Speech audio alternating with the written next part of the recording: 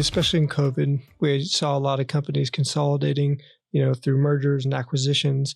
But that's not a practice that is expected to stop. And can you kind of give your insight on how that is affecting immigration? Absolutely. It comes down to compliance. And again, it's front on when a company merges or acquires another company.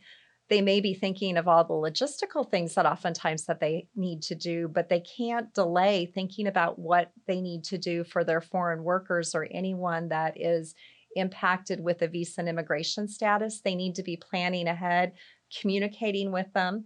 It's stressful enough for an employee working at a company that there's a merger and acquisition going on, wondering what's going to happen. But for someone in a country that's reliant on a work permit tied to that company, it's even more important that companies are communicating with them early and they're looking at what needs to happen. So, under a new combined entity or under a new entity, how is that going to impact the paperwork and the laws governing the status and sponsorship for that employee you have working and or their family?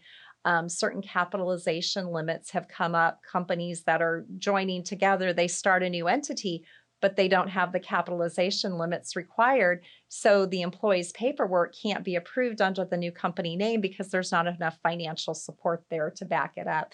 Or companies decide to change titles. Well, in immigration, you just can't change a work title and then have it aligned for a job for sponsorship without making sure it aligned with the position. So there's a lot of nuanced details that really have to be considered to avoid having any impact for your employees that are working, to be able to have them continue working as all the paperwork is redone, redrafted in the right company names, and making sure it's getting approved. Best practice on that is those employees are doing business travel around the time after that change takes place. Don't have them be traveling right away until you're sure that all of their paperwork has been updated, not only in paper copy, but also through digital systems, and that your own company paperwork is all done so that they don't have any problems at borders and customs with things not matching up for employer of record and sponsorship.